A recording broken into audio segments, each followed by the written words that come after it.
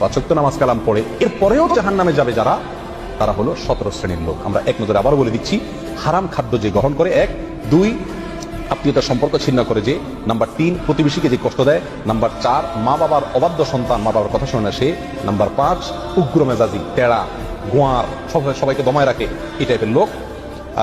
Number 6 অধীনস্থদেরকে, প্রজাদেরকে, যে সমস্ত শাসকেরা, যে সমস্ত রাজারা, যে সমস্ত রাষ্ট্রপ্রধানেরা, সরকার প্রধানেরা বা যে লেভেলে আছে সে তার প্রজাদেরকে ধোঁকা দেয় যে তারা। নাম্বার 7 অন্যের সম্পদকে অন্যায়ভাবে আত্মসাৎকারী ব্যক্তি। নাম্বার 8 উপকার করে কারোর খোঁটা দেয় যে ব্যক্তি, সে জান্নাতে যাবে না। নাম্বার 9 চগলখোর ব্যক্তি জান্নাতে যাবে না, মানুষের পিছনে কথা লাগায় বেড়ায় একজনের আরেকজনের কাছে।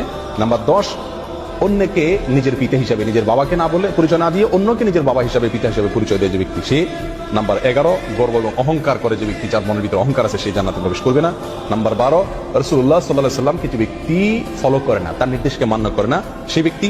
নাম্বার 13 অকারণে তালাক কামনা করে, তালাক চায় যে মহিলা, সেই মহিলা।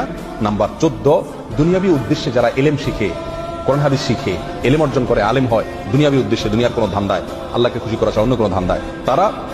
নাম্বার 15 চুলে বা দাড়িতে কোনো জায়গায় কালো কলব, পিওর কালো কলব ব্যবহার করে যারা, তারা। এবং নাম্বার 16 যে কোনো ভালো কাজ করে সেখানে মানুষকে দেখানো, এটা ফলাও করা, প্রচার করা, এই উদ্দেশ্য থাকে যাদের, তারা। নাম্বার 17 ওয়ারিশকে বঞ্চিত করে তার হক থেকে, এরকম অভিভাবক।